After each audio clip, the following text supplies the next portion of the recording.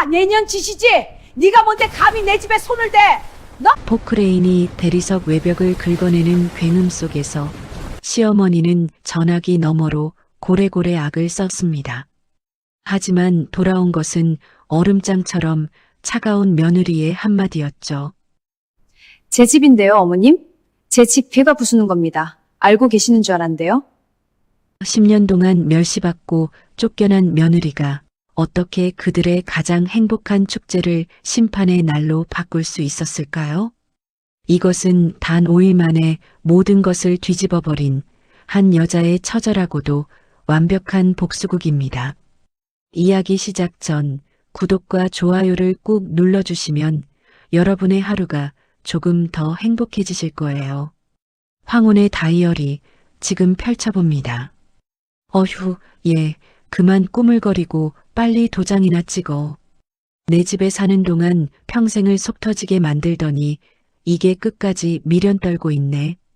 빨리빨리 안 찍어? 너 내 시간 귀한 거 알아 몰라? 쟤만 보면 복장이 터져, 정말. 바깥 세상과 완벽히 차단된 오세영의 서재에는 냉동고에서나 느껴질 법한 싸늘한 공기가 감돌고 있었습니다. 단순히 온도가 낮은 것이 아니었죠. 천장까지 닿을 듯한 거대한 책장에 꽂힌 수천 권의 법전들, 주인의 권위를 과시하듯 번쩍이는 원목 책상, 햇빛 한 줌 허락하지 않는 두꺼운 벨벳 커튼까지 그곳에 존재하는 모든 사물이 정은수를 향해 얼음 같은 냉기를 뿜어내는 듯 했습니다. 정은수는 그 책상 앞에 마치 사형 선고를 기다리는 죄인처럼 우두커니 서 있었습니다. 그녀의 눈앞에는 자신의 지난 10년 세월을 단 2장으로 압축해버린 이혼 합의서가 놓여 있었죠. 차갑고 선명한 검은 글자들이 마치 거대한 벌레처럼 꿈틀거리며 그녀를 비웃는 것만 같았습니다. 정은수는 차라리 이 모든 것이 지독한 악몽이기를 바랐습니다. 하지만 서재 창문 틈으로 스며드는 희미한 오후의 햇살은 이것이 끔찍한 현실임을 잔인하게 일깨워주고 있었죠. 서재 한쪽 구석, 벽난로 옆에서는 시어머니 오세영이 팔짱을 낀 채 미동도 없이 서 있었습니다. 마치 값비싼 대리석 조각상처럼 그 어떤 감정의 동요도 읽을 수 없는 완벽한 무표정이었습니다. 사람을 사람이 아닌 자신의 필요에 따라 언제든 교체할 수 있는 값비싼 물건으로 취급하는 바로 저 눈빛 말입니다. 정은수는 가늘게 떨려오는 손끝을 애써 감추며 책상 위에 놓인 인감도장을 집어들려 했습니다. 하지만 손이 말을 듣지 않았습니다. 마치 천근만근의 쇳덩이라도 매달린 듯 팔이 도무지 움직이지 않았죠. 그녀의 망설임이 길어지자 미동도 없던 오세영이 비웃음을 머금고 천천히 입을 열었습니다. 오세영이 경멸적인 목소리로 말했습니다. 청승 떨지 말고 빨리 해라. 씨 없는 밭은 갈아엎는 수밖에 없어. 더는 쓸모없는 땅에 내 귀한 아들 시간을 낭비하게 할 순 없지. 네가 양심이 있으면 알아서 나가야지. 그 말은 날카로운 비수가 되어 정은수의 심장을 정확히 관통했습니다. 씨 없는 밭. 지난 10년간 그녀를 지옥 속에 살게 했던 바로 그 말이었습니다. 아이를 갖기 위해 수많은 병원을 전전하고 몸에 좋다는 쓴 약을 눈물과 함께 삼켰던 지난 날들이 주마등처럼 스쳐 지나갔습니다. 그 모든 노력이 저 잔인한 한마디 앞에 산산조각 나버렸습니다. 정은수의 눈에서 모든 빛이 사라졌습니다. 그녀는 더 이상 아무것도 느끼지 못하는 사람처럼 기계적으로 인감도장을 집어들었습니다. 그리고 자신의 이름 옆 붉은 인주 위로 힘껏 내리찍었습니다. 쿵! 인주가 묻은 도장이 하얀 종이 위를 붉게 물들이는 소리가 숨막히는 서재의 정적을 무겁게 갈랐습니다. 모든 것이, 정말로 모든 것이 끝났습니다. 바로 그 순간 복도에서 들려오는 구둣발 소리와 함께 기다렸다는 듯이 남편 이태민이 서재로 들어왔습니다. 그는 책상 앞으로 성큼성큼 다가와 방금 정은수가 도장을 찍은 서류를 낚아채듯 집어들었어요. 그는 서류에 찍힌 붉은 도장을 확인하더니 경멸이 가득한 목소리로 말했습니다. 아, 드디어 끝났네. 지난 10년 동안 너 때문에 얼마나 숨막혔는지 알아? 내 그 그늘진 얼굴, 시도 때도 없이 내쉬는 한숨소리, 이제 정말 신물이 나. 우리 다신 보지 말자. 내 목소리를 듣는 것도 네가 내 인생에 있었다는 사실을 떠올리는 것조차 소름 끼치게 끔찍하니까. 은수는 아무런 대답도 하지 못했습니다. 아니, 할 수 없었습니다. 이게 지금 10년을 살 부대끼며 살아온 남편이라는 작자의 입에서 나올 소리랍니까? 목구멍까지 차오른 수많은 말들이 뜨거운 쇳물처럼 그녀의 안에서 부글부글 끓어올랐지만 단 한마디도 밖으로 나오지 못했죠. 지난 10년간의 희생, 배신감, 그리고 처절한 억울함이 뒤엉켜 그녀의 목을 틀어막고 있었습니다. 이태민은 그런 정은수를 한번 흘기 쳐다보더니 경멸과 안도가 뒤섞인 표정으로 곧장 서재문 쪽으로 걸어갔습니다. 문 앞에서는 이 집의 새로운 안주인이 될 진서아가 오세영의 곁에 서서 이 모든 광경을 지켜보고 있었습니다. 끝났어요? 고생했어요, 자기. 진서아는 승리자의 여유로운 미소를 입가에 띈 채 정은수를 향해 보란 듯이 턱을 까딱였습니다. 마치 내 자리는 이제 내 것이야 라고 속삭이는 듯했죠. 곧이어 건장한 체격의 경호원 2명이 들어와 정은수의 양팔을 거칠게 붙잡았습니다. 그녀는 짐짝처럼 질질 끌려 10년간 살아온 집에서 맨몸으로 쫓겨났습니다. 짐을 챙길 시간도 없이 말이죠. 이거 나. 은수가 마지막 힘을 다해 버텨보았지만 남자의 완력을 이길 수는 없었습니다. 화려한 대리석 복도를 지나는 동안 벽에 걸린 수많은 그림과 장식품들이 그녀를 비웃는 것처럼 느껴졌습니다. 육중한 현관문이 정은수의 등 뒤에서 쾅 하고 무정하게 닫혔습니다. 차가운 아스팔트 바닥에 내동댕이 쳐진 은수는 무릎에서 피가 배어 나오는 것도 느끼지 못했습니다. 바로 그때였습니다. 집안에서 펑 하는 소리와 함께 사람들의 즐거운 웃음소리가 희미하게 들려왔습니다.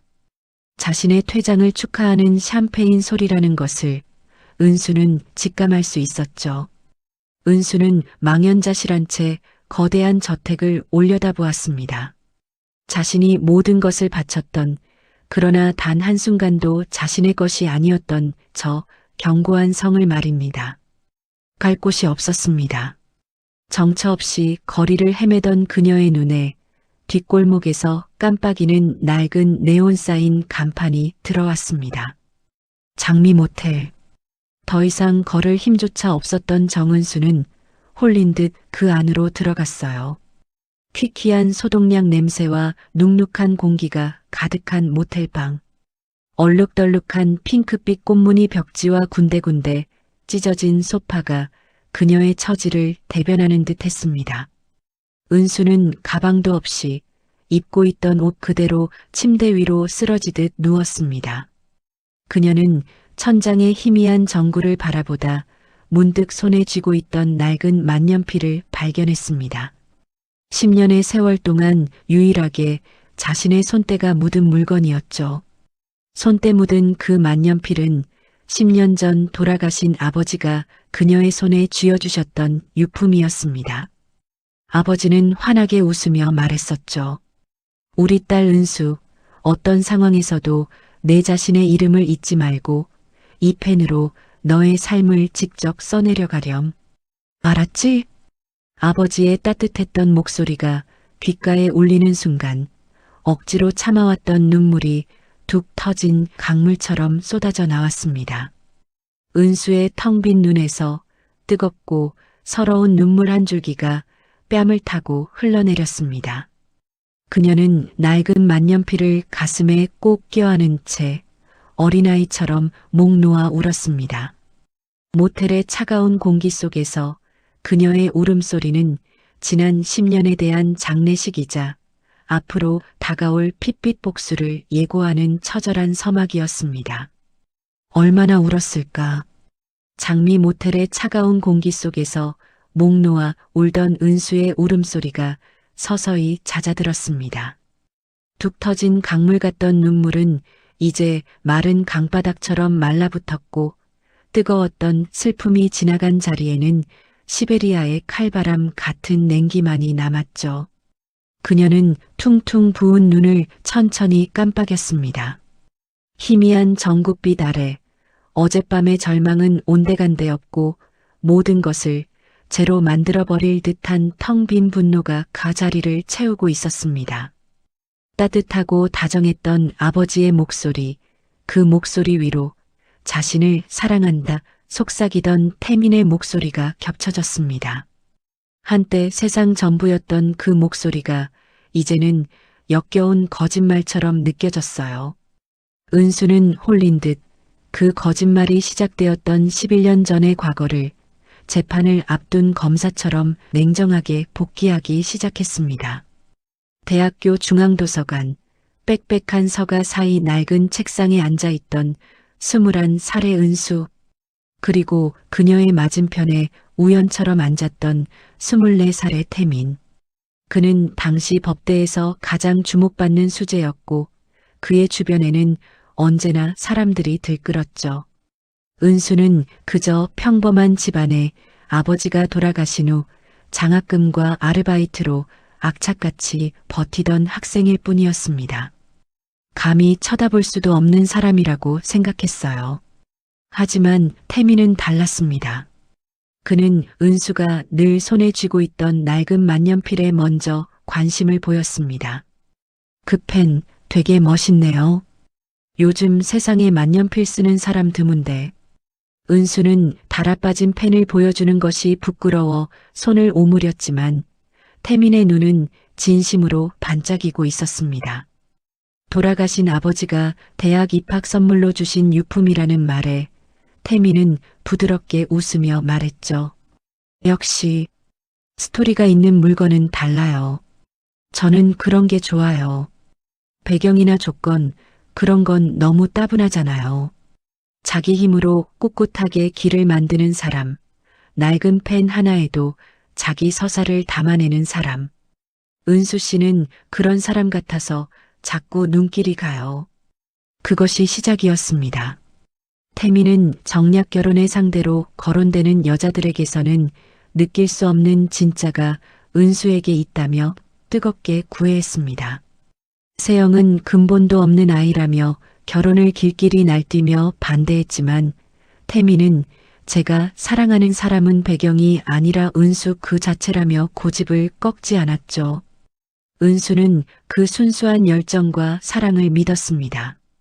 이 남자라면 평생을 함께해도 좋겠다고 아버지가 하늘에서 보내주신 선물이라고 굳게 믿었습니다. 하지만 그 믿음이 처음으로 균열을 보인 것은 결혼 후 3년이 지난 어느 날 오후였습니다. 세영은 서재로 은수를 불렀습니다. 정은수는 시어머니를 마주치기만 해도도 등골이 서늘해지는 것을 느끼며 마른 침을 꿀꺽 삼켰습니다. 오세영은 자신이 앉은 거대한 원목 책상을 턱짓으로 가리키며 말했습니다. 거기 앉아라. 명령에 가까운 짧은 한마디였습니다. 정은수가 소리나지 않게 조심스럽게 의자에 앉자 오세영은 두툼한 서류 뭉치를 그녀의 앞으로 툭 밀었습니다. 마치 먹이를 던져주듯 무심하고 거만한 동작이었죠. 서류의 첫 장에는 부동산 매매 계약서라는 글자가 선명하게 박혀 있었습니다. 정은수가 어리둥절한 표정으로 고개를 들어 오세영을 쳐다보자 그녀는 서류에서 눈을 떼지 않은 채 귀찮다는 듯이 말했습니다. 복잡하게 알 것 없다. 집안 세금 문제 때문에 명의를 잠시 내 앞으로 돌려놓는 것뿐이야. 어차피 우리 집안 재산이니 넌 서명만 하면 돼. 나머진 내가 알아서 처리할 거야. 정은수는 무언가 석연치 않음을 느꼈지만 감히 질문할 용기는 나지 않았습니다. 이 집에서 며느리의 역할은 그저 듣고 복종하는 것뿐이라는 사실을 지난 3년간 뼈저리게 배웠기 때문입니다. 의문을 제기하는 순간 돌아올 것은 네가 알아서 뭐하냐는 차가운 무시와 날선 질책뿐이라는 것을 너무나도 잘 알고 있었습니다. 은수는 자신이 무엇을 파는지 무엇을 사는지도 모른 채 그저 오세영이 지정한 모든 곳에 기계적으로 인감도장을 찍었습니다. 쿵, 쿵, 쿵. 모든 서명이 끝나자 오세영은 만족스러운 미소를 지으며 서류를 챙겨 개인 금고에 넣었습니다. 일이 끝나자 세영은 수고했다는 말과 함께 명품 가방 하나를 던져주었습니다. 은수는 그 가방을 든 채 억지로 미소를 지으며 꾸벅 인사를 하고 서재를 나왔습니다. 방으로 돌아온 그녀는 그 가방을 옷장 가장 깊숙한 곳에 처박아 두었습니다. 그것은 가족의 일원으로 인정받은 것이 아니라 임무를 완수한 하수인에게 내리는 상 같아서 은수는 그 가방을 단 한 번도 들지 못했죠. 시간은 무심하게 흘러 결혼 5년 차가 되었습니다. 그동안 은수는 아이를 갖기 위해 온갖 노력을 다했지만 끝내 병원에서 원인 모를 불임이라는 절망적인 판정을 받았습니다. 의사는 두 사람 모두에게 아무런 의학적 문제가 없다고 했지만 결과는 달라지지 않았죠. 그 사실을 알게 된 날 은수는 남편 이태민의 서재로 찾아가 위로를 구했지만 그는 서류에서 눈을 떼지 않은 채 귀찮다는 듯이 말할 뿐이었습니다. 나 바쁜 거 안 보여? 그런 일로 호들갑 떨지 마. 의학이 발전하면 다 해결될 문제야. 일단 엄마한테는 말하지 마. 피곤해져. 그의 무심한 태도에 은수는 가슴이 찢어지는 듯한 고통을 느꼈어요. 그때부터였을까요? 태민의 눈에서 과거의 열정이 사라지고 귀찮음과 냉담함이 자리 잡기 시작한 것이, 그리고 세영의 본격적인 핍박이 시작되었습니다. 어느 숨막히게 조용한 오후였습니다. 정은수는 2층 자신의 방 창가에 앉아 멍하니 정원을 내려다보고 있었습니다. 그때 1층 거실에서 집 전체를 쩌렁쩌렁하게 울리는 오세영의 날카로운 목소리가 들려왔습니다. 정은수, 내려오너라. 그 목소리는 마치 주인이 개를 부르는 듯한 한치의 존중도 없는 명령이었습니다. 정은수의 심장이 쿵 하고 내려앉았습니다. 그 시간이 되었음을 직감했기 때문이죠. 그녀는 무거운 발걸음을 옮겨 나선형 계단을 따라 1층 거실로 내려갔습니다. 거실의 거대한 대리석 식탁에는 김이 모락모락 피어오르는 검은 탕약 한 그릇이 놓여 있었습니다. 그리고 그 맞은편에는 오세영이 팔짱을 낀 채 얼음 같은 표정으로 그녀를 기다리고 있었죠. 오세영은 정은수가 식탁 앞에 서자 손에 들고 있던 종이 한 장을 식탁 위로 탁 소리가 나게 던졌습니다. 그것은 국내 최고의 한의원에서 발급한 값비싼 약제비 청구서였습니다. 오세영이 경멸적인 목소리로 말했습니다. 이 영수증 좀 봐라. 이게 대체 얼마인 줄이나 아니? 이 돈이면 작은 오피스텔 한 채는 샀겠다. 이렇게 비싼 약을 몇 달째 들이붓고 있는데 내 몸뚱이는 어째서 아무 소식이 없는 거지? 밑 빠진 독에 물 붓기도 아니고. 정은수가 고개를 숙이며 작은 목소리로 대답했어요. 죄송합니다, 어머님.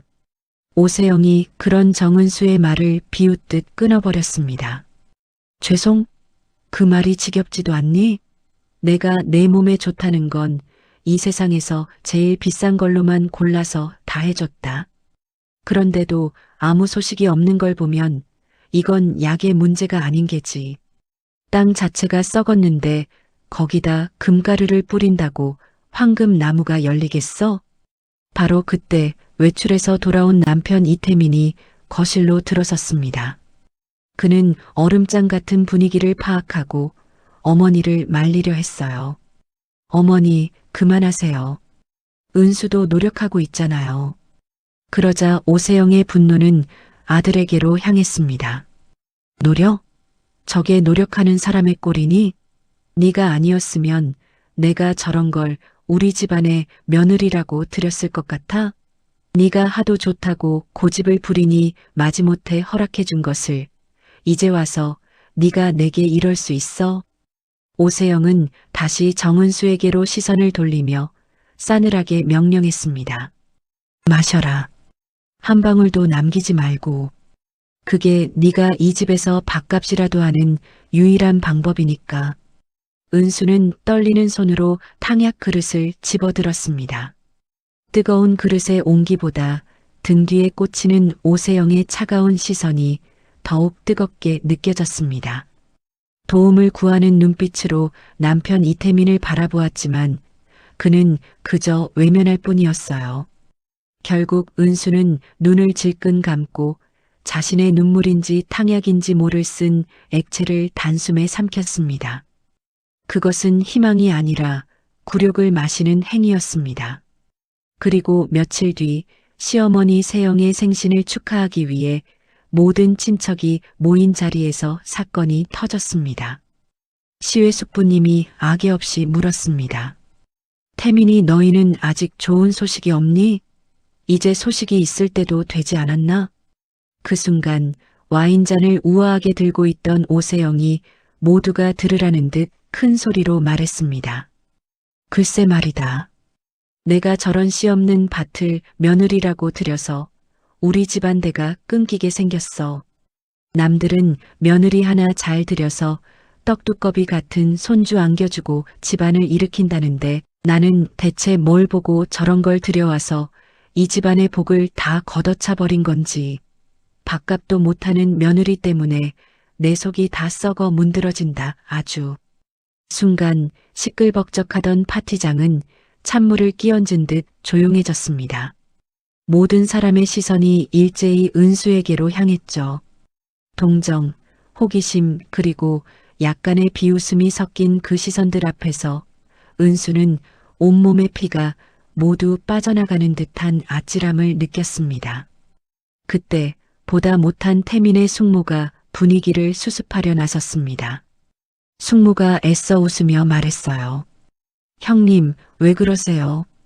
우리 은수 얼굴도 예쁘고 마음씨도 얼마나 고운데요. 좋은 소식 금방 있을 거예요. 하지만 그 말은 오히려 불에 기름을 붓는 격이었습니다.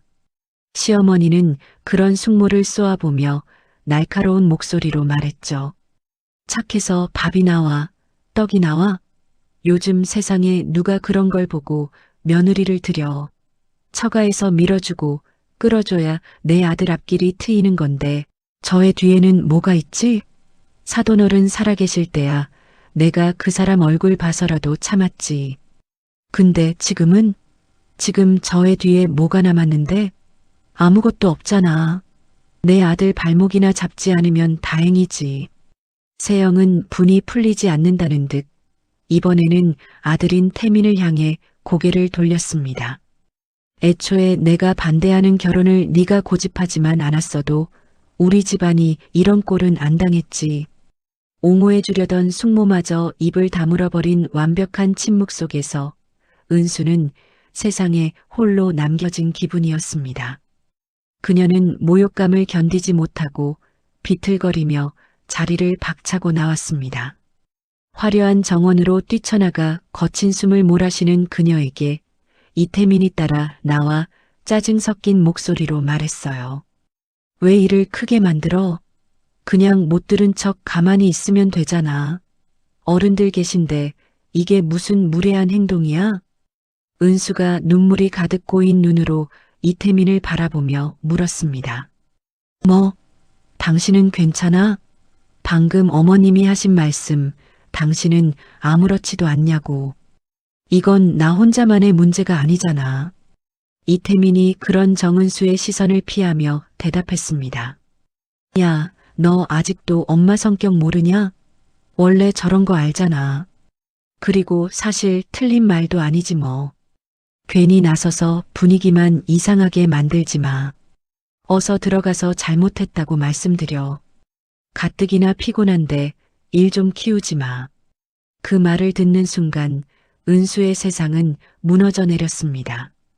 그날 이후 집안의 모든 것이 변했습니다. 고용인들은 은수를 없는 사람 취급하기 시작했고 그녀는 완벽하게 고립되었습니다. 결국 그녀는 점점 감정을 잃고 웃음도 눈물도 없는 오직 시어머니의 명령에만 움직이는 살아있는 인형이 되어갔습니다. 그날 파티에서 모욕을 당하고 돌아오는 차 안은 지독할 정도로 고요했습니다. 남편 태민은 어색한 침묵을 견디지 못하고 라디오 볼륨을 키웠지만 그럴수록 차 안의 공기는 더욱 무겁게 가라앉는 듯했죠. 은수는 창밖으로 빠르게 스쳐 지나가는 도시의 불빛을 바라보며 생각했습니다. 자신은 이 집안의 며느리이자 태민의 아내였지만 아이를 낳지 못하는 순간 그 모든 자격이 박탈당한다는 것을요. 그것은 슬픔 이전에 한 인간으로서, 한 여자로서의 존재 가치를 송두리째 부정당하는 처절한 패배감이었습니다. 그날 이후 은수는 태민의 얼굴을 제대로 마주 볼 수 없었습니다. 그의 얼굴에서 자신을 쓸모없는 존재로 낙인 찍은 시어머니의 얼굴이 겹쳐 보였기 때문이에요. 자신을 사랑한다며 어머니의 반대를 무릅썼던 남자는 이제 없었습니다. 그는 어머니의 악독한 폭언에 침묵했고 아내가 무너져 내리는 순간에도 방관했죠.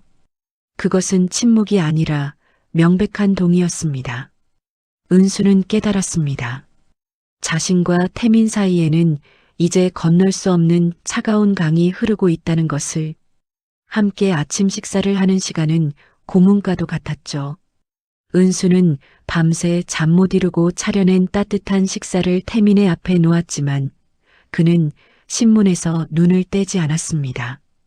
신문에는 차기 대권주자 이태민 의원, 민생법안 대표 발의라는 헤드라인이 큼지막하게 박혀 있었어요. 세상의 존경을 받는 남편의 모습과 그에게 철저히 외면당하는 자신의 초라한 모습이 극명한 대비를 이루었습니다. 달그락거리는 식기 소리와 벽시계의 초침 소리만이 텅 빈 식당을 어색하게 채울 뿐이었습니다. 은수가 무언가 말을 꺼내려 하면 태민은 기다렸다는 듯이 신문을 탁 소리나게 뒤집거나 헛기침을 하며 대화를 원천적으로 차단했습니다. 그는 더 이상 은수의 남편이 아니었어요. 그저 같은 공간에 사는 불편한 동거인일 뿐이었습니다.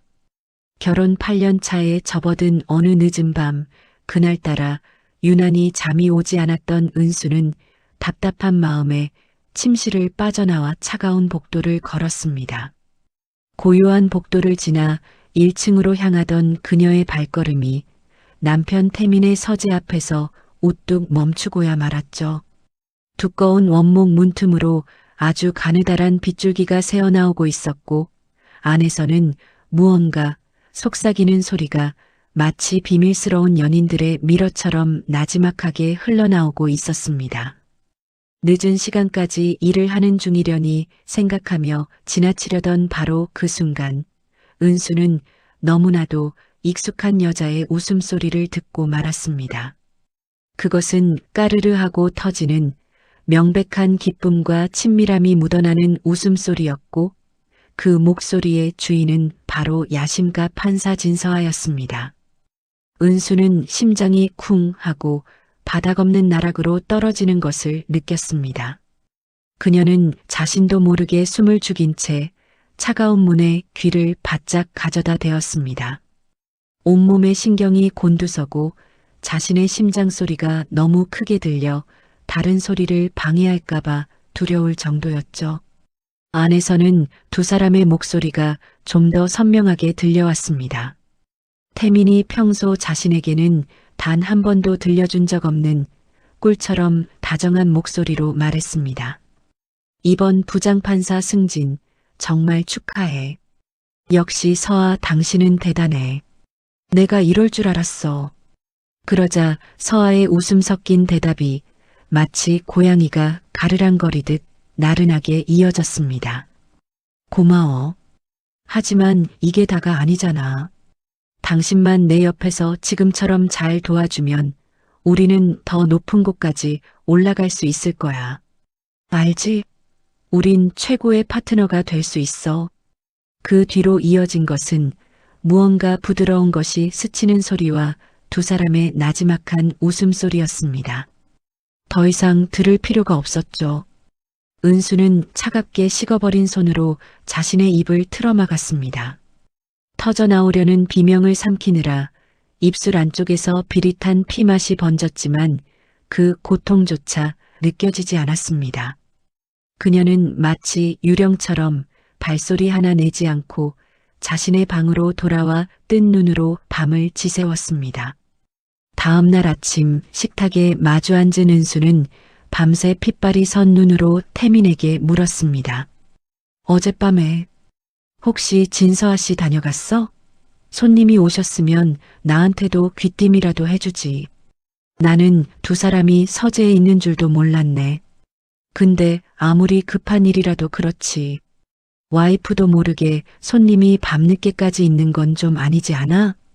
태민은 신문을 읽던 눈을 잠시 들어 그녀의 퀭한 얼굴을 무심하게 쳐다보더니 아무렇지도 않게 대답했습니다.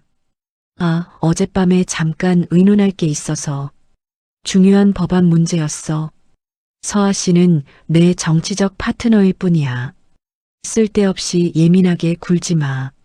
그리고 내가 말하면 넌 알아듣기나 하냐? 정치적 파트너라는 그럴듯한 포장지. 하지만 그를 감싸던 서아의 손길과 두 사람이 나누던 은밀한 웃음소리는 결코 동료의 것이 아니었습니다. 은수는 더 이상 묻지 않았습니다. 아니, 물을 수가 없었죠. 그녀의 질문을 비웃기라도 하듯 태민은 이미 신문 속의 딱딱한 글자들 뒤로 다시 숨어버렸으니까요. 그날 이후 세영의 계획은 더욱 노골적으로 진행되었습니다. 어느 날 오후 세영은 자신의 화장대 앞에 앉아 다이아몬드 반지가 번쩍이는 손으로 우아하게 수화기를 들었습니다. 상대는 평소 그녀가 관리해오던 유력 언론사의 편집장이었죠. 그녀의 목소리는 꿀처럼 달콤했지만 그 안에 담긴 내용은 지독한 독처럼 퍼져나갈 준비를 하고 있었습니다. 세영이 나긋나긋하게 말했습니다. 박 국장, 잘 지냈어요? 에휴, 난 잘 못 지내요. 다름이 아니라 우리 며느리 때문에 요즘 좀 안 좋은 것 같아. 아이 문제로 스트레스가 심한지 감정 기복도 심하고 밤에 잠도 잘 못 자고 말이야. 보는 내가 다 불안할 지경이야. 어떻게 좋은 방법이 없을까? 며칠 후 은수가 휴대폰으로 뉴스를 보던 바로 그 순간 그녀의 세상은 그대로 멈춰버렸습니다. 정치 명문가의 위기, 아내 정 씨의 불임으로 인한 우울증과 기행심각, 글자들이 눈앞에서 일그러지고 귀에서는 윙하는 이명이 들려왔죠. 손에서 힘이 풀리며 휴대폰이 바닥으로 떨어져 화면에 거미줄 같은 균열이 생겼지만 그것을 주울 생각조차 하지 못했습니다. 숨이 턱 막혀왔어요. 은수는 맨발인 것도 잊은 채 그대로 서재로 달려가 문을 거칠게 열고 세영에게 따져 물었습니다. 그녀는 손에 든 휴대폰을 부들부들 떨며 거의 울부짖듯이 말했습니다. 어머님, 이것 좀 보세요. 큰일 났어요. 기사가 잘못 나간 것 같아요. 언론사에 연락해서 이거 잘못 나간 기사라고 정정해달라고 해야 해요. 은수는 마지막 남은 한 가닥의 이성이라도 붙잡으려는 듯 이 모든 것이 끔찍한 오해이기를 바라고 있었습니다. 하지만 세영은 그런 은수를 마치 발작하는 어린아이를 보는 듯한 표정으로 한심하게 쳐다보았습니다. 그녀는 읽고 있던 책을 우아하게 내려놓으며 태연하게 되물었습니다. 세영이 전혀 이해할 수 없다는 듯이 말했습니다. 정정? 뭘 정정하라는 거니? 나는 방금 읽어봤는데 기사 내용이 아주 정확하고 논리적이더구나. 문제가 될 만한 부분이 어디에도 없던데. 그 말을 듣는 순간 은수는 자신의 귀를 의심했습니다. 네. 하지만 어머님, 여기 제가 정신적으로 불안정하고 우울증 때문에 기행을 일삼는다고. 이건 전부 다 꾸며낸 이야기잖아요. 은수의 절박한 외침에 세영은 오히려 재미있다는 듯 옅은 미소를 지었습니다. 그리고는 자리에서 일어나 은수에게 천천히 다가오며 마치 비밀을 알려주듯 나지막이 속삭였습니다. 은수야, 잘 생각해보렴. 거짓말? 과연 그럴까? 어쩌면 이게 너에게는 더 나은 진실일지도 모르지. 아이를 낳지 못해 쓸모없어진 며느리라서 쫓겨나는 것과 몸과 마음이 아파서 요양이 필요한 가여운 며느리라서 떠나는 것 중에 세상 사람들이 어느 쪽을 더 동정해 주겠니? 세영은 은수의 어깨를 부드럽게 감싸쥐었습니다. 하지만 그 손길은 뱀이 몸을 휘감는 것처럼 차갑고 소름 끼쳤습니다. 이 기사는 내가 너에게 베푸는 마지막 자비이자 배려란다. 네가 이 집안에서 버려지는 실패자가 아니라 그저 잠시 아팠던 환자로 기억되게 해주는 방패막이란 말이야. 이제 이해가 좀 되니? 은수는 온몸의 힘이 모두 빠져나가는 것을 느꼈습니다. 이것은 단순한 모함이 아니었어요. 그녀의 존재 자체를 왜곡하고 그녀의 불행마저 자신의 자비로 포장해버리는 악마의 논리였습니다. 세영은 넋이 나간 은수를 다시 책상 앞으로 끌고 가 미리 준비해둔 이혼 합의서와 비밀 유지각서를 그 앞에 던졌습니다. 그러니 이제 이 무의미한 저항은 그만두고 내 역할의 마지막 마침표를 찍으렴. 사실이 아니면 뭐? 사람들은 이제 곧 사실이라고 믿게 될 텐데. 내 역할은 여기까지다. 네가 정말 태민이를 위한다면 이쯤에서 물러나. 은수는 온몸을 부들부들 떨며 마지막으로 저항했습니다. 싫어요. 어머님 왜 이러세요? 저 절대로 이혼 못해요. 제가 뭘 잘못했다고 이렇게 쫓겨나야 해요. 그녀의 처절한 외침에도 세영은 표정 하나 바꾸지 않고 싸늘하게 협박했어요. 여기에 도장을 찍지 않으면 내일 넌 약물 중독 치료를 위한 강제 입원 절차를 밟게 될 거다. 알지? 내 친구가 병원장이고 네가 미쳤다고 증언해줄 의사는 얼마든지 있어. 이 집안에서 내 말을 믿어줄 사람은 단 한 명도 없단다. 세영의 목소리는 사형 선고처럼 은수의 귓가에 박혔습니다. 은수의 시선은 테이블 위의 이혼 합의서와 그 옆에 놓인 인감도장에 멈췄습니다.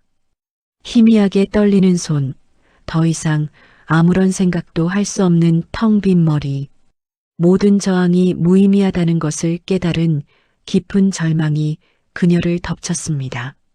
다시 현재 모텔방. 바로 그 순간의 절망감을 떠올린 은수의 눈이 차갑게 빛났습니다. 그녀는 침대에서 몸을 일으켰습니다. 창문 너머 어지러운 도시의 불빛 사이로 그녀가 돌아가야 할, 그리고 무너뜨려야 할 저택이 아득하게 보이는 것 같았죠. 그녀는 손에 쥔 만년필을 바라보았습니다. 아버지가 자신의 삶을 써내려가라며 주셨던 펜. 10년간 남의 삶을 대신 살아주며 잉크 한 방울 쓰지 못했던 이 펜으로 이제 그녀는 자신의 마지막 이야기를, 지독한 복수극을 써내려갈 참이었습니다. 은수는 침대에서 몸을 일으켰어요. 10년간의 순종적인 인형은 어젯밤 이곳에서 죽었습니다. 이제 남은 것은 자신의 모든 것을 앗아간 자들에게 그들의 왕국이 무너지는 것을 똑똑히 보여줄 차가운 복수의 화신뿐이었습니다. 다음 날 아침 동이 트기도 전 은수는 눈을 떴습니다. 더 이상 눈물은 흐르지 않았죠. 밤사이 그녀의 모든 슬픔은 증발하고 그 자리에는 강철처럼 차갑고 단단한 결심만이 남아 있었습니다. 그녀는 자신의 초라한 행색을 거울에 비춰보았습니다. 퉁퉁 부은 눈, 헝클어진 머리, 값비싼 옷은 구겨져 제 가치를 잃은 지 오래였습니다. 하지만 거울 속 눈빛만은 과거의 순종적인 정은수라고는 믿을 수 없을 만큼 서늘하고 예리하게 빛나고 있었어요. 복수의 첫걸음은 생존이었습니다. 당장 묵고 있는 모텔비를 지불할 돈도 끼니를 해결할 돈도 없었습니다. 주머니를 뒤져나온 것은 동전 몇 개와 너덜너덜해진 10,000원짜리 한 장이 전부였죠. 은수는 일단 자신의 신분을 증명하고 최소한의 생계를 유지하기 위한 지원금을 신청하기 위해 주민센터로 향했습니다. 아침 이른 시간에 주민센터는 저마다의 사연을 가진 사람들로 붐볐습니다. 은수는 번호표를 뽑아들고 딱딱한 플라스틱 의자에 앉아 순서를 기다렸습니다. 주변에 웅성거리는 소음과 공무원들의 기계적인 목소리가 마치 다른 세상의 일처럼 아득하게 느껴졌죠. 지난 10년간 그녀는 이런 곳에 와본 적이 단 한 번도 없었습니다. 모든 것은 비서와 집사들이 알아서 처리해 주었으니까요. 73번 고객님. 창구에 앉은 젊은 공무원은 모니터만 쳐다볼 뿐 은수에게는 눈길도 주지 않았습니다. 은수는 신분증을 내밀며 기초생활수급자 신청을 하고 싶다고 어렵게 입을 뗐습니다. 공무원은 무심한 표정으로 그녀의 신분증을 스캔하고 키보드를 몇 번 두드렸습니다. 바로 그때였습니다. 공무원의 손가락이 허공에서 멈췄죠. 그는 의아하다는 표정으로 모니터와 은수의 얼굴을 몇 번 번갈아 쳐다보더니 고개를 갸웃하며 물었습니다. 정은수 씨 맞으시죠? 네, 맞는데요. 창구에 앉은 젊은 공무원은 상냥한 미소를 띠고 있었지만 눈은 모니터에 고정되어 있었습니다. 은수는 신분증을 내밀며 기초생활수급자 신청 관련으로 상담을 받고 싶다고 조심스럽게 말했습니다. 공무원은 친절한 목소리로 네, 잠시만요라고 대답하며 그녀의 신분증을 스캔하고 익숙하게 키보드를 두드렸습니다. 바로 그때였습니다. 공무원의 손가락이 허공에서 멈췄죠. 그는 의아하다는 표정으로 모니터를 몇 번이고 다시 확인하더니 무언가 단단히 잘못되었다는 듯 고개를 갸웃거렸습니다. 그리고는 아주 정중하고 조심스러운 말투로 은수에게 물었습니다. 고객님, 정은수 씨 본인 맞으시죠? 네, 맞는데요.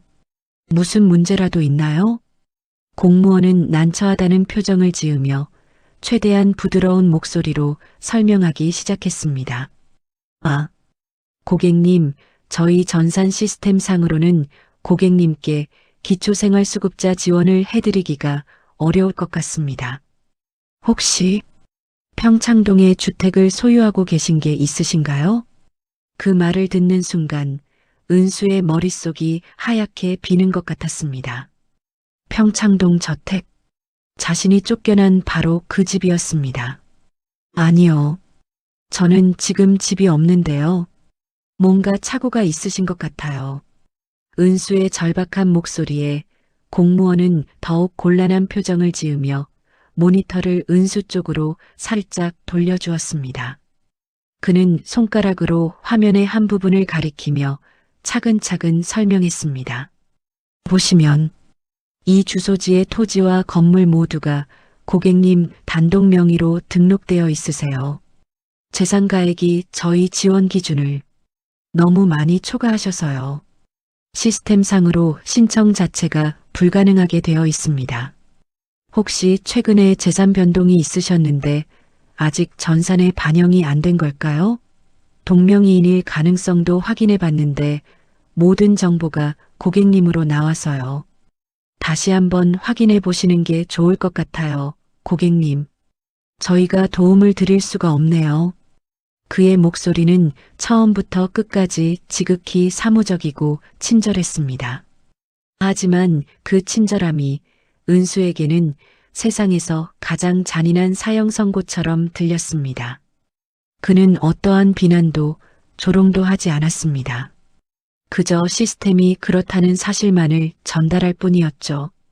바로 그 점이 이 모든 상황이 꿈이 아닌 냉혹한 현실이라는 것을 은수의 뼛속까지 각인시켰습니다. 은수는 아무 말도 하지 않고 자리에서 일어났습니다. 다른 도움이 필요하시면 언제든 찾아주세요라는 공무원의 마지막 인사가 귓가에 희미하게 울렸지만 이제 그런 것은 아무렇지도 않았습니다. 그녀의 머릿속은 오직 한 가지 생각으로 가득 차 있었으니까요. 은수는 곧장 가장 가까운 등기소로 향했습니다. 수수료를 내고 떨리는 손으로 등기부등본 한 통을 발급받았습니다. 차가운 종이 위에 찍힌 검은 글자들. 소유자 정은수. 그 세 글자를 확인하는 순간 은수는 저도 모르게 실소를 터뜨렸습니다. 처음에는 작게 시작된 웃음이 어깨를 들썩이게 할 만큼 커다란 광기 어린 웃음으로 번져나갔죠. 결혼 3년 차 세영의 서재에서 영문도 모른 채 도장을 찍어야 했던 수십 장의 부동산 매매 계약서. 그것이 바로 이것이었습니다. 명의를 잠시 돌려놓는 것뿐이라던 세영의 목소리가 귓가에 울리는 듯 했죠. 지나가는 사람들이 이상한 눈으로 쳐다보았지만 상관없었습니다. 이 얼마나 완벽한 아이러니인가. 자신을 가두기 위해 만들었던 철옹성 같은 감옥. 그 감옥의 소유권이 법적으로 완벽하게 자신의 것이라니. 오세영, 당신의 그 끝없는 탐욕과 오만이 결국 당신의 목에 칼을 들이대는 부메랑이 되어 돌아온 것이었습니다. 그녀는 등기부등본을 부서져라 꽉 쥔 채 근처 공원 벤치에 허물어지듯 앉았습니다. 그리고 한참 동안이나 그 종이 위 자신의 이름 석자만 멍하니 바라보았죠. 머릿속에서 수백 가지의 생각이 폭풍처럼 휘몰아쳤습니다. 팔아버릴까? 가장 먼저 떠오른 가장 합리적인 생각이었습니다. 당장 팔아버리기만 해도 평생 만져볼 수 없을 만큼의 거액이 손에 들어올 터였습니다. 그 돈으로 멋진 집을 사고 좋은 옷을 입고 그들보다 훨씬 더 행복하게 살면 되는 것이 아닐까? 하지만 은수는 곧 고개를 저었습니다. 그건 복수가 아니었습니다. 그들에게는 돈이 문제가 아니었죠. 수백억의 손해는 잠시 뼈아플지 몰라도 그들의 견고한 권력과 명예에는 흠집조차 내지 못할 겁니다. 오히려 돈 때문에 눈이 뒤집힌 불쌍한 전 며느리라며 뒤에서 비웃을지도 모릅니다. 아니, 그들은 그럴 인간들이었습니다. 그렇다면 저들을 쫓아내고 내가 들어가서 살까? 법적 소유주는 자신이니까요. 경찰을 불러 그들을 무단 점유로 내쫓고 자신이 그 집의 새로운 주인이 되어 그들이 무너지는 모습을 발코니에서 와인을 마시며 내려다보는 상상. 짜릿했습니다. 하지만 그 짜릿함은 아주 잠시뿐이었죠. 그 집에 다시 들어가서 살 수 있을까? 세영의 경멸적인 목소리가 쩌렁쩌렁 울리던 거실에서 태민의 차가운 거짓말이 스며있던 서재에서 하녀처럼 탕약을 마셔야 했던 그 식탁에서 온갖 멸시와 굴욕의 기억이 새겨진 그 집에서 과연 자신이 행복할 수 있을까? 그곳은 더 이상 집이 아니었습니다. 자신의 10년을 갉아먹은 거대한 무덤이었죠. 그 무덤의 주인이 되는 것은 복수가 아니라 또 다른 지옥의 시작일 뿐이었습니다. 생각이 거기에 미치자 은수의 머릿속에 번개처럼 한 가지 생각이 스쳤습니다. 오세영에게 저택이란 무엇인가? 그것은 단순한 재산이 아니었습니다. 그것은 그녀의 왕국 그 자체였습니다. 법조계와 정재계를 아우르는 자신의 권력을 상징하는 성체이자 대를 이어나갈 가문의 역사를 담는 신전이었죠. 그렇다면 진정한 복수는 그 왕국을 팔거나 빼앗는 것이 아니었습니다. 그들의 자부심의 근간, 그들의 역사가 담긴 그 성체 자체를 이 땅 위에서 완벽하게 지워버리는 것. 바로 철거였습니다. 그들의 왕국이 먼지 더미가 되어 사라지는 모습을 그 무엇과도 바꿀 수 없는 절망 속에서 지켜보게 만드는 것. 그것만이 자신의 심령과 맞바꿀 수 있는 유일한 복수였습니다. 결심이 서자 다음 질문이 떠올랐습니다. 하지만 어떻게? 믿을 수 있는 사람을, 이 복잡한 철거 허가와 실행을 완벽하게 처리해 줄 사람을 어디서 찾지? 단순한 철거업자여서는 안 됐습니다. 오세영의 권력에 겁먹지 않고 자신의 복수에 기꺼이 동참해 줄 동기가 확실한 사람이 필요했습니다. 은수는 모텔방에 낡은 컴퓨터를 켜고 몇 시간 동안 미친 듯이 검색을 시작했습니다. 오세영 판결 피해자, 오세영 재판 논란 등 자신의 기억 속에 파편처럼 남아있던 모든 키워드를 조합했습니다. 그리고 마침내 10년도 더 지난 낡은 블로그 포스트 하나를 발견했습니다. 어느 시사 블로거가 올린 글로 과거 오세영의 편파 판결로 인해 한 작은 철거 회사가 부도가 나고 그 사장이 억울하게 세상을 떠났다는 내용이었습니다. 그 글의 마지막에는 아들이 아버지의 뒤를 이어 회사를 다시 일으키려 한다는 짧은 근황과 함께 현중개발이라는 회사 이름이 적혀 있었습니다. 은수는 심장이 뛰는 것을 느꼈습니다. 바로 이 사람이었습니다. 은수는 주소를 확인하고 낡은 버스를 몇 번이나 갈아타고 도시 외곽의 공업단지에 위치한 그의 허름한 사무실을 찾아갔습니다. 주현중개발. 녹슨 컨테이너 박스를 개조해 만든 사무실 문을 열고 들어서자 오래된 커피 향과 흙먼지 냄새가 훅 끼쳐왔습니다. 안에는 작업복 차림의 한 남자가 용접 마스크를 쓴 채 부품을 살피고 있었죠. 은수가 들어서는 소리에 그가 고개를 들었습니다. 까맣게 그을린 얼굴, 무뚝뚝한 표정, 하지만 어딘지 모르게 낯익은 그 눈빛. 강현준이었습니다. 그는 경계심 가득한 눈빛으로 물었습니다. 누구시죠? 여긴 어쩐 일로 오셨습니까? 은수는 천천히 그에게 다가가 나지막하지만 단호한 목소리로 말했습니다. 혹시 오세영 전 대법관 기억하세요? 오세영이라는 이름이 나오는 순간 현준의 눈빛이 싸늘하게 변했습니다. 그에게는 평생의 원수와도 같은 이름이었죠. 그 이름을 당신이 어떻게 압니까? 당신 누구야? 은수는 대답 대신 가방에서 등기부등본 한 통을 꺼내 그의 책상 위에 펼쳐 놓았습니다. 현준의 시선이 등기부등본 위 소유자 정은수라는 이름과 평창동 주소에 닿았습니다. 그는 여전히 상황을 이해할 수 없다는 표정이었죠. 은수는 그의 눈을 똑바로 바라보며 자신의 진짜 목적을 밝혔습니다. 나는 오세영 씨가 살고 있는 집의 법적 소유주예요. 그리고 그 집을 무너뜨리고 싶어요. 당신의 힘이 필요해요, 현준 씨. 이것은 부탁이 아니라 거래 제안이에요. 당신 아버지의 복수를 내 손으로 함께할 기회를 주는 겁니다. 현주는 한동안 아무 말 없이 은수를 쳐다보았습니다. 그녀의 눈에서 자신과 같은 종류의 깊은 원한과 차가운 분노를 읽었기 때문입니다. 그는 잠시 고민하더니 말없이 손을 내밀었습니다. 차가운 흙먼지와 굳은 살이 박인 그의 손. 은수는 망설임 없이 그 손을 맞잡았습니다. 그것은 뜨거운 위로의 악수가 아니었습니다. 오직 공동의 적을 향한 차갑고 단단한 복수의 동맹이 체결되는 순간이었습니다. 강현준의 허름한 사무실 안 은수가 내민 등기부등본 위로 차가운 형광등 불빛이 떨어졌습니다. 현주는 한참 동안 서류와 은수의 얼굴을 번갈아 쳐다보았죠. 그의 아버지가 억울한 누명을 쓰고 모든 것을 잃게 만든 원수의 집. 그 집의 소유권을 주장하는 낯선 여자. 현실감이 없는 상황이었지만 여자의 눈은 거짓을 말하고 있지 않았습니다.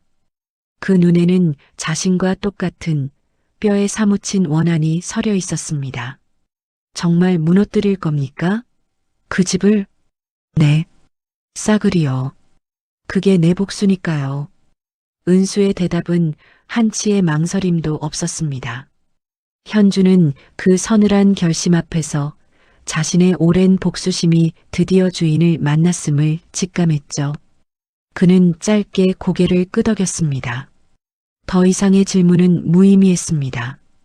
바로 그날부터 두 사람의 치밀한 공모가 시작되었습니다. 현준의 컨테이너 사무실은 거대한 성을 무너뜨리기 위한 작전 본부가 되었어요. 현주는 먼저 냉정하게 현실의 벽을 짚었습니다. 시간이 없습니다. 정상적인 방법으로는 최소 몇 주가 걸려요. 그 사이에 오세영이 법적으로 손을 쓰면 모든 게 끝납니다. 우리가 쓸 수 있는 카드는 단 하나, 긴급 안전 위험으로 인한 행정 대집행입니다. 붕괴 위험이 명백해서 구청이 직권으로 철거를 명령하게 만드는 거죠. 하지만 그 집은 붕괴 위험이 있을 리가 없어요. 은수의 당연한 질문에 현준의 입가에 처음으로 뱀 같은 미소가 번졌습니다. 오세영 같은 인간들은 항상 가장 화려한 곳 뒤에 가장 추악한 비밀을 숨깁니다. 겉은 최고급 대리석으로 치장했겠지만 보이지 않는 곳에서는 분명 돈을 아껴 쓸 겁니다. 모든 건물에는 반드시 약점이 있습니다. 그걸 찾아내는 게 바로 제 전문 분야니까요. 그는 캐비닛에서 먼지 쌓인 서류철 하나를 꺼냈습니다. 그것은 그가 10년간 모아온 부실공사로 무너진 건물들의 구조도면과 감리보고서 그리고 법원의 판례들이었습니다. 그는 그것들을 바닥에 펼쳐놓고 마치 전쟁을 앞둔 장군처럼 설명하기 시작했죠. 우리는 범죄를 저지르는 게 아닙니다. 은수 씨. 그들이 숨겨놓은 범죄를 찾아내서 세상에 드러내는 겁니다. 법의 화신인 척하는 자가 사실은 불법 건축물 위에 자신의 왕국을 세웠다는 사실만큼 통쾌한 복수는 없으니까요. 현주는 저택의 설계도를 구해 밤을 새워 분석하기 시작했습니다. 그의 눈은 매처럼 날카롭게 도면 위를 훑었습니다. 하중이 가장 많이 쏠리지만 인테리어 마감재 뒤에 숨어 있어 눈으로는 절대 확인할 수 없는 기둥들. 공사 기간을 단축하기 위해 가장 흔하게 편법이 동원되는 지하 주차장의 특정 구간. 그의 손가락이 도면의 한 지점을 정확히 가리켰습니다. 여기입니다. 이 기둥들이에요. 만약 부실 공사를 했다면 분명 이 부분일 겁니다. 은수는 현준이 부실 공사의 증거를 찾는 동안 가만히 있지만은 않았습니다. 그녀는 복수의 무대를 더욱 극적으로 만들기 위한 계획을 세웠죠. 그녀는 태민의 개인 SNS와 그의 팬클럽 카페, 그리고 진서아의 지인들이 사용하는 공개 SNS까지 샅샅이 뒤졌습니다. 그리고 마침내 한 플로리스트가 올린 인스타그램 게시물에서 결정적인 단서를 찾아냈습니다. 국회의원 이태민님의 약혼 파티 케이터링 준비. 5일 뒤 평창동에서 펼쳐질 꿈의 파티. 해시태그 이태민, 해시태그 진서아, 해시태그 약혼 파티, 해시태그 플라워 데코. 그 게시물을 보는 순간 은수의 입가에 차가운 미소가 번졌습니다. 날짜는 정확히 이혼 후 5일째 되는 날. 그들의 가장 행복한 순간에 모든 것을 앗아가는 것. 그것이야말로 가장 완벽한 복수였습니다. 그녀는 바로 현준에게 다가가 자신의 휴대폰 화면을 보여주었습니다. 현준 씨, 우리에게 남은 시간은 단 이틀뿐이에요. 모레 아침까지 가능할까요? 은수의 서늘하고 단호한 목소리에는 질문이 아니라 확신에 찬 요구가 담겨 있었습니다. 불가능을 가능하게 만들라는 복수의 동반자를 향한 명령이었죠. 현주는 잠시 은수의 얼굴과 휴대폰 화면을 번갈아 보더니 말없이 고개를 끄덕였습니다. 그의 눈빛은 해보겠다가 아니라 반드시 해내겠다고 말하고 있었습니다. 이제 두 사람의 복수는 48시간이라는 아슬아슬한 시한폭탄 위에서 시작되었습니다. 다음 날 새벽 현주는 작업복 차림으로 저택 주변에 나타났습니다. 그의 손에는 드릴이나 망치가 아닌 겉보기에는 작은 서류 가방 같은 것이 들려 있었죠. 그 안에는 벽이나 기둥을 파괴하지 않고도 내부를 들여다볼 수 있는 휴대용 비파계 검사 장비가 들어 있었습니다. 그는 누구의 눈에도 띄지 않게 저택의 지하 주차장으로 잠입했습니다. 그리고 자신이 예측했던 바로 그 기둥에 초음파 탐지기를 조심스럽게 갖다 대었죠. 삐삐삐. 탐지기 화면에 그의 예측이 정확했음을 알리는 데이터가 떠올랐습니다. 기둥의 외부가 아닌 내부, 그 중심을 받쳐야 할 철근 몇 개가 설계보다 얇은 것으로 사용되었고 콘크리트 곳곳에서는 미세한 공급 구멍들이 다수 발견되었습니다. 당장 무너질 정도는 아니었지만 명백한 부실 시공이었고 전문가의 눈에는 잠재적 붕괴 위험의 결정적 증거였습니다. 그는 그 데이터를 자신의 휴대폰으로 모두 전송하고 유령처럼 현장을 빠져나왔습니다. 이혼 후 4일째 되는 날 아침, 은수는 구청을 찾아갔습니다. 그녀는 이제 더 이상 어수룩한 피해자가 아니었죠. 그녀는 현준이 정리해준 의심구역에 대한 정밀 안전 진단 요청서를 담당 공무원에게 제출하며 차갑고 논리적인 목소리로 말했습니다. 법적 소유주로서 제 소유 건물의 안전이 심각하게 우려되어 정식으로 정밀 안전 진단 명령을 요청합니다. 전문가의 비공식적인 자문에 따르면 해당 구역에 심각한 구조적 결함이 있을 가능성이 매우 높다고 합니다. 담당 공무원은 귀찮은 민원이라는 듯 서류를 받았습니다. 하지만 은수는 그의 책상 위로 서류 한 장을 더 내밀었죠. 그리고 이것은 내용 증명입니다. 만약 구청에서 제 정당한 요청을 묵살한 후 이 건물에 단 하나의 안전사고라도 발생할 시 그 모든 민영사상의 책임은 해당 요청을 검토하고 묵살한 담당 공무원과 구청에 있음을 명확히 하는 바입니다. 이 서류는 지금 바로 구청장실과 감사실, 그리고 시청 안전과에도 동시에 발송될 겁니다. 공무원의 얼굴이 하얗게 질렸습니다. 바로 그때 그의 사무실 전화가 울리기 시작했습니다. 지역 신문 기자였죠. 국회의원 이태민 씨 자택 건물에 대한 안전 문제 민원이 접수되었다는 제보가 있는데 사실 확인 부탁드립니다. 은수가 미리 흘려둔 정보였습니다. 공무원은 식은땀을 흘리기 시작했죠. 소유주가 제기한 정식 민원, 책임 소재를 명시한 내용 증명, 그리고 이미 움직이기 시작한 언론. 그는 더 이상 이 일을 뭉개고 지나갈 수 없다는 것을 깨달았습니다.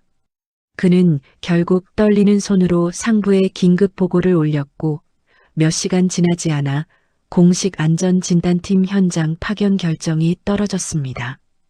이혼 후 4일째 되는 날 늦은 오후 구청 안전도시과 사무실은 그야말로 전쟁터 같았습니다.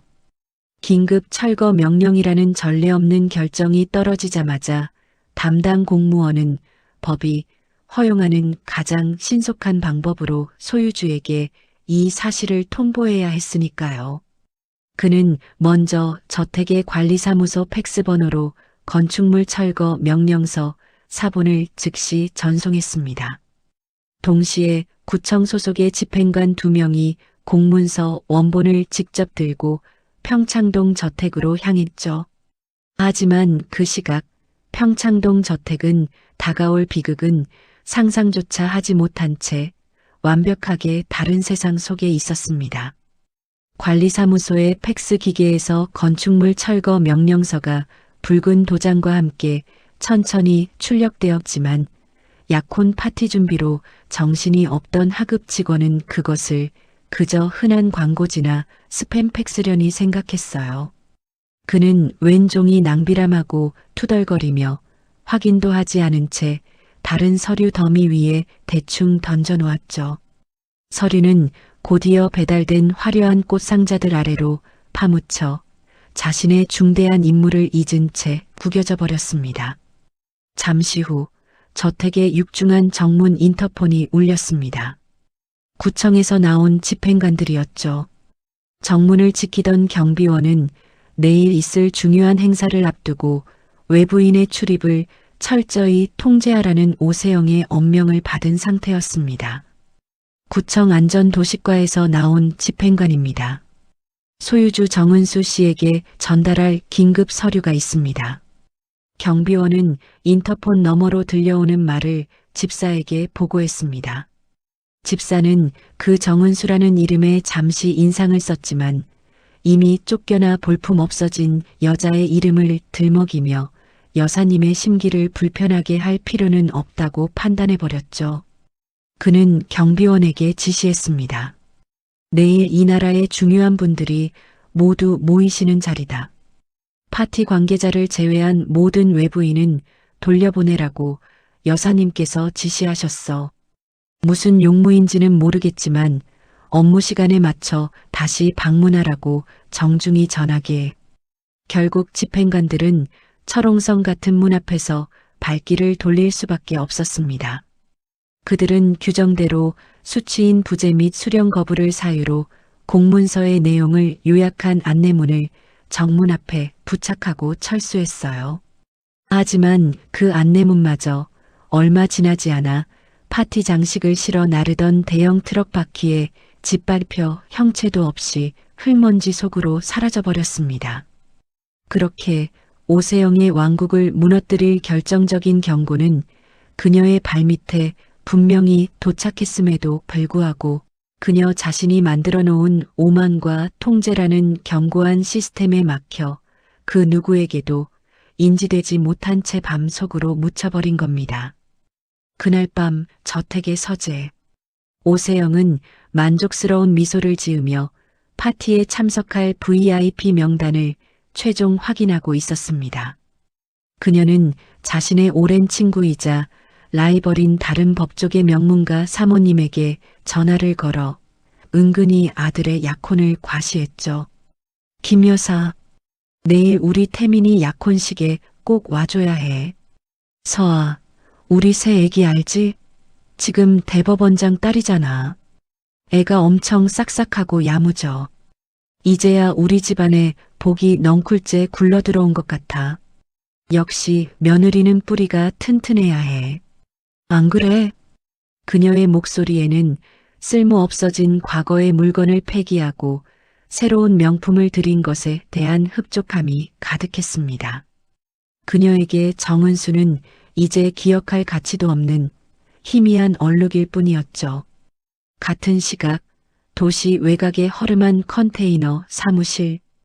은수는 현준의 전화를 받으며 구청 집행관들이 문전박대당했다는 소식을 전해 들었어요. 예상대로네요. 현준의 목소리는 차분했습니다. 은수 역시 마찬가지였죠. 그녀는 10년간 겪어온 그 집의 폐쇄적인 시스템을 누구보다 잘 알고 있었거든요. 오히려 그들의 오만함이 자신들의 계획을 더욱 완벽하게 만들어주고 있었습니다. 이제 미끼를 던질 시간이에요. 은수의 차가운 말에 현주는 말없이 고개를 끄덕였습니다.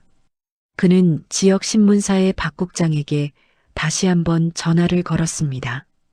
박 국장님, 강현준입니다. 내일 아침 10시 정각 평창동 오세영 전 대법관 자택. 아마 국장님 경력에 길이 남을 특종이 될 겁니다. 절대 놓치지 마시죠. 모든 계획은 끝났습니다. 이제 돌이킬 수 없었어요. 그리고 운명의 5일째 되는 날 아침, 햇살이 눈부시게 쏟아져 들어오는 저택의 거대한 침실, 오세영은 최고급 실크 가운을 걸친 채 메이크업 아티스트와 헤어 디자이너의 손길을 받으며 여왕처럼 앉아 있었습니다. 거실에서는 태민이 방송 인터뷰를 위해 국민을 위한 정치 운운하는 원고를 연습하고 있었고, 다른 방에서는 진서아가 눈부신 다이아몬드 목걸이를 걸고 거울 앞에서 자신의 자태에 흡족해하고 있었죠. 저택의 공기는 값비싼 향수 냄새와 곧 시작될 축제를 향한 들뜬 기대로 가득했습니다. 하지만 그 화려한 성의 바깥은 전혀 다른 공기가 흐르고 있었죠. 아직 새벽의 푸른 기운이 가시지 않은 길목 곳곳의 좁은 골목과 공사장 뒤편에 현준의 육중한 포크레인과 덤프트럭들이 엔진 소리를 죽인 채 조용히 대기하고 있었습니다. 운전석에 앉은 기사들의 얼굴에는 비장한 긴장감이 감돌았어요. 현준이 신호를 보내기만을 기다리는 잘 훈련된 병사들처럼 보였습니다. 그리고 저택이 한눈에 내려다 보이는 언덕 위, 현준의 낡은 승합차 뒷좌석에 은수는 홀로 앉아 그 모든 풍경을 고요히 내려다보고 있었습니다. 차의 짙은 선팅이 그녀를 외부의 시선으로부터 완벽하게 가려주었죠. 그녀의 손에는 아버지의 낡은 만년필이 쥐어져 있었고, 그 옆 조수석에는 구청에서 발급한 차가운 건축물 철거 명령서가 놓여 있었죠. 화려한 파티를 준비하는 저택의 분주한 움직임과 그 성을 부수기 위해 대기하는 거대한 중장비들의 침묵. 그 극명한 대비가 마치 폭풍이 몰아치기 직전에 숨막히는 고요함처럼 느껴졌습니다. 은수는 더 이상 아무 말도 아무런 표정도 짓지 않았습니다.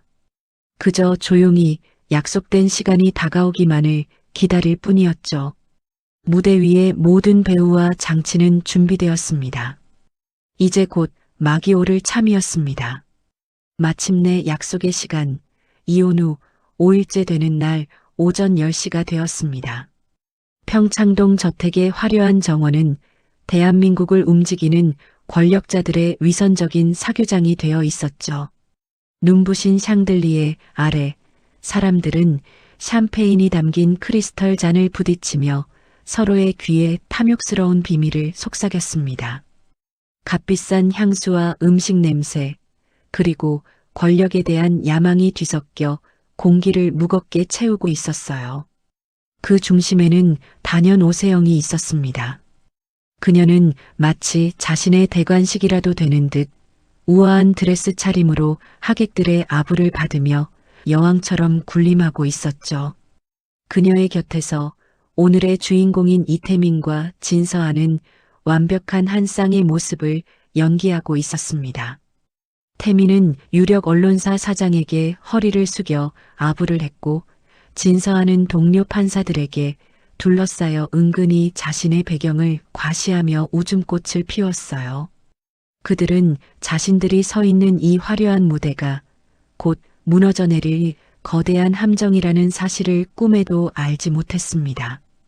언덕 위 현준이 마련해둔 낡은 승합차 뒷좌석에서 은수는 쌍안경으로 그 모든 광경을 지켜보고 있었습니다.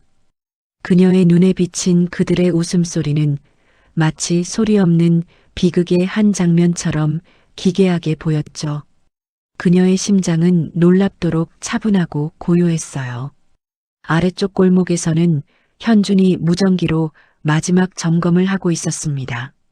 그의 목소리는 차갑고 침착했지만 그가 지시를 내리는 손끝은 미세하게 떨리고 있었어요. 그것은 두려움이 아닌 10년 넘게 기다려온 복수를 눈앞에 둔 전율이었습니다. 저택 정문이 잘 보이는 곳에 자리를 잡은 신문사 카메라 기자 역시 대체 무슨 특종이 있다는 거야 라고 투덜거리면서도 혹시 모를 상황에 대비해 카메라에 초점을 맞추고 있었죠. 바로 그때 정원의 단상 위로 마이크를 잡은 이태민이 올라섰습니다. 모든 하객의 시선이 집중되었어요. 그는 자신감 넘치는 목소리로 준비한 연설을 시작했습니다. 귀한 시간을 내어주신 내빈 여러분, 진심으로 감사합니다. 저와 진서와 판사는 오늘 이 자리에서 서로에 대한 믿음과 사랑을 바탕으로 새로운 시작을 약속하고자 합니다. 저의 정치적 여정과 그녀의 법조인으로서의 신념이 만나 더 나은 대한민국을 만드는데 헌신하겠습니다.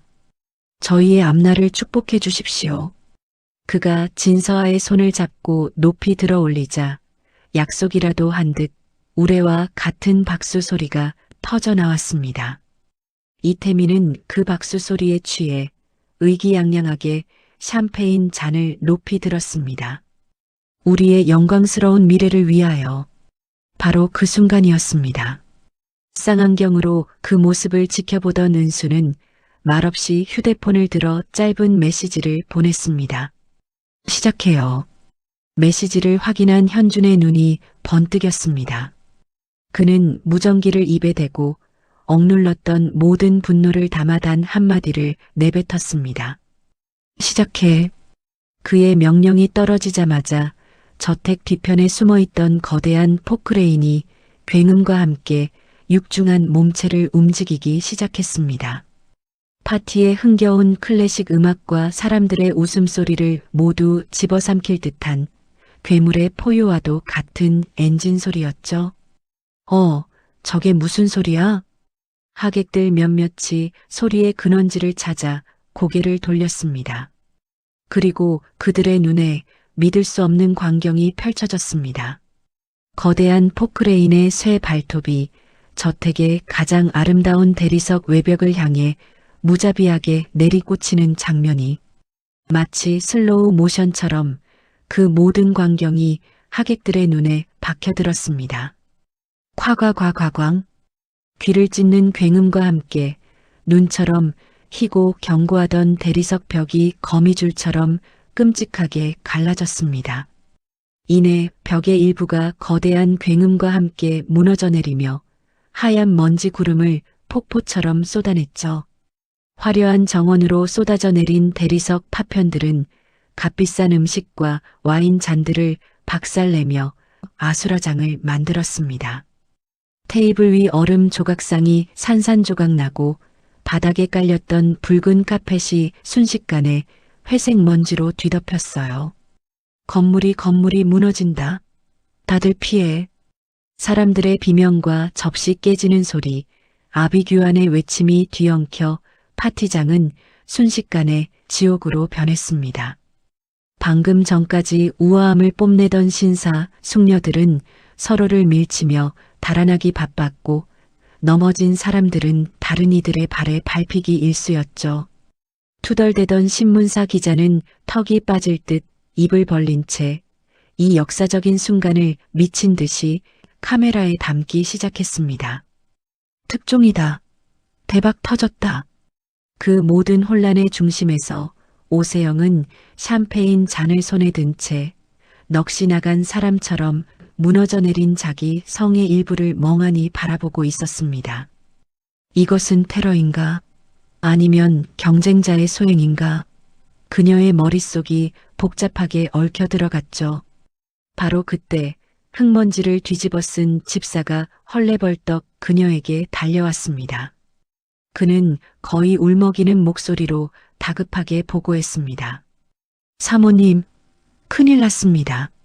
어제 저희가 무시했던 그 구청 공문, 저 포크레인에 붙어 있는 긴급 철거 집행 허가증이 바로 그것입니다. 이게 어떻게 된 일인지. 집사의 그 보고를 듣는 순간 오세영의 머릿속에서 모든 것이 암전되는 듯 했습니다. 어제 자신이 종이 쪼가리 취급하며 무시하라고 명령했던 바로 그 공문. 그것이 진짜였단 말인가? 그제야 오세영은 깨달았습니다. 이것은 장난이 아니었습니다. 이것은 완벽하게 계획된 자신의 오만함을 정확하게 겨눈 복수였습니다. 명이라는 칼자루를 자신이 쥐고 있다고 착각했지만 사실은 칼날 그 자체를 상대의 손에 쥐어준 꼴이었습니다. 오세영의 얼굴이 경악으로 하얗게 질렸다가 이내 핏빛 분노로 끔찍하게 일그러지기 시작했습니다. 정은수, 그녀의 입에서 지옥의 악기와도 같은 목소리가 터져나왔습니다. 오세영은 이성을 잃고 옆에 있던 집사의 휴대폰을 빼앗아 떨리는 손으로 은수의 번호를 눌렀습니다. 신호음이 몇 번 울리지 않아 전화가 연결되었습니다. 수화기 너머에서는 아무런 소리도 들려오지 않았죠. 오세영은 귀가 찢어져라 악을 썼습니다. 너지, 내년짓이지. 네가 감히 어떻게 내 집에 손을 대. 수화기 너머 한참의 침묵이 흘렀습니다. 은수는 차 안에서 스피커폰으로 들려오는 오세영의 발악을 표정없이 듣고 있었어요. 그리고 마침내 아주 차갑고 메마른 그 어떤 감정도 실려있지 않은 목소리로 대답했습니다. 제 집인데요. 알고 계신 줄 알았는데. 그 말을 끝으로 은수는 가차없이 통화 종료 버튼을 눌렀습니다. 오세영의 손에서 휴대폰이 바닥으로 쿵 하고 떨어졌습니다. 제 집인데요. 그 한마디는 그 어떤 칼보다도 날카롭게, 그 어떤 망치보다도 강력하게 그녀의 심장과 자존심을 관통해 버렸습니다. 무너져 내리는 저택의 굉음을 배경으로 철옹성 같던 여왕은 그 자리에 그대로 주저앉고 말았습니다. 그 모습은 마치 왕국을 잃은 늙고 초라한 폭군과도 같았습니다. 그 순간 파티에 초청받았던 한 인터넷 방송인의 카메라가 정확히 그녀의 넋이 나간 얼굴을 클로즈업하며 라이브 스트리밍을 시작했죠. 속보 이태민 의원 약혼 파티장, 의문의 붕괴 실시간 현장이라는 자극적인 제목과 함께 시청자 수는 기하급수적으로 치솟기 시작했습니다. 대한민국 상위 1%의 위선이 가득한 축제가 가장 추악한 몰락의 현장으로 전국에 생중계되는 순간이었습니다. 으아! 마침내 터져나온 오세영의 비명은 포크레인이 대리석 외벽을 긁어내는 섬뜩한 굉음에 처참하게 묻혔습니다. 요란한 사이렌 소리와 함께 경찰차와 소방차가 속속 도착했지만 현장은 조금도 달라지지 않았습니다. 그들은 무너지는 저택과 아수라장이 된 사람들 앞에서 그저 방어선을 치는 것 외에는 아무것도 하지 못했죠. 현장을 지휘하던 강현준의 변호사가 내민 구청장의 직인이 선명하게 찍힌 긴급 안전위험에 따른 건축물 철거 행정 대집행 영장 때문이었습니다. 법의 이름으로 자행되는 완벽한 파괴 앞에서 공권력은 무력했습니다. 이게 말이 돼? 당장 저 포크레인 세워. 내가 누군지 몰라. 이태민이 경찰 지휘관의 멱살이라도 잡을 듯이 달려들었지만 경찰관은 난처한 표정으로 그를 막아설 뿐이었습니다. 의원님, 진정하십시오. 저희는 적법한 공무 집행을 방해할 수 없습니다. 법을 방패 삼아 살아온 그들이 바로 그 법 때문에 파멸하는 순간이었습니다. 라이브 방송의 채팅창은 꼴 좋다. 저게 국회의원 수준. 내 세금이 아깝다 같은 조롱과 분노로 들끓었습니다. 이 모든 상황이 라이브로 송출되는 것을 본 진서아의 얼굴에서 핏기가 사라졌습니다.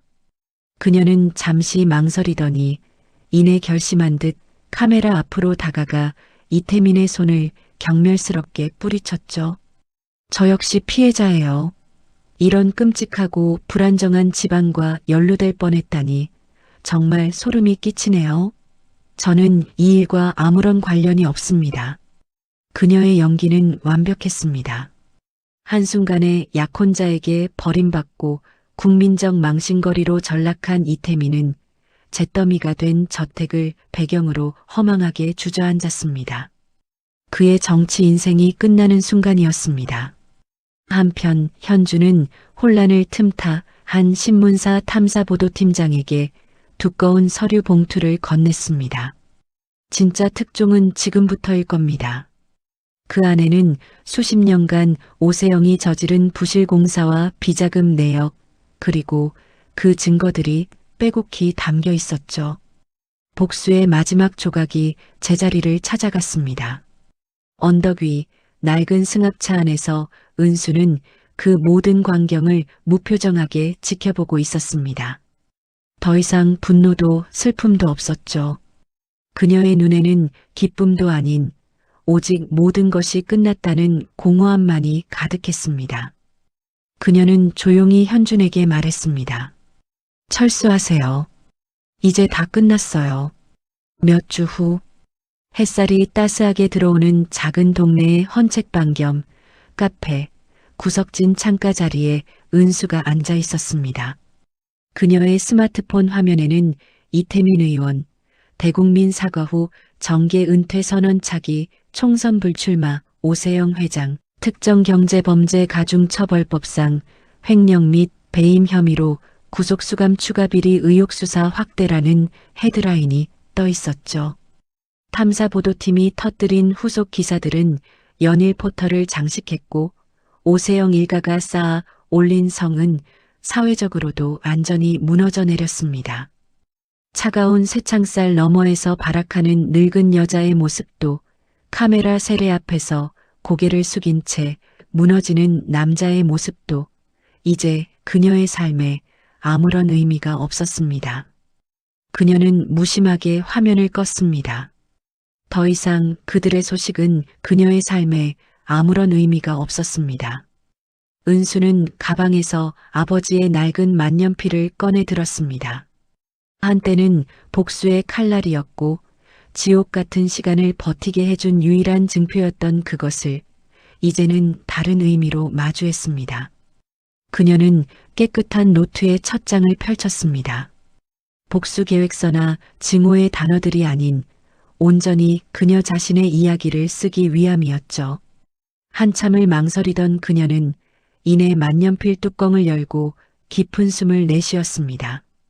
창밖에서는 아이들의 웃음소리가 들려왔고 카페 안에는 은은한 커피 향이 감돌았습니다. 그녀는 지독했던 과거의 냄새 대신 평온한 일상의 향기를 폐부 깊숙이 받아들였습니다. 그리고 사각거리는 기분 좋은 소리와 함께 노트 위에 첫 문장을 조심스럽게 써내려가기 시작했습니다. 모든 것이 끝났다고 생각했던 그날, 사실은 모든 것의 새로운 시작이었다.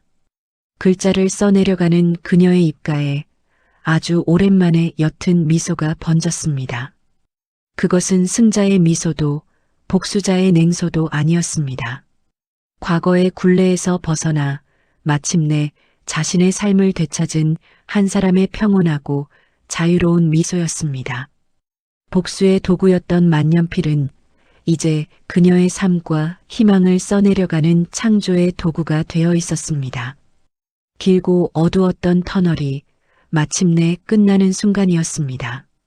정은수의 길고 어두웠던 복수가 그리고 새로운 시작이 마침내 막을 내렸습니다. 이 이야기를 쓰는 내내 진정한 복수는 무엇일까라는 질문을 스스로에게 던졌습니다. 단순히 상대를 무너뜨리고 파괴하는 것이 복수의 끝일까요? 어쩌면 진정한 복수는 나를 올감했던 증오와 과거로부터 완벽하게 자유로워져 그들이 더 이상 내 삶에 아무런 영향을 미치지 못하게 만드는 것일지도 모릅니다. 은수가 무너뜨린 것은 단지 차가운 콘크리트 저택만이 아니었을 겁니다.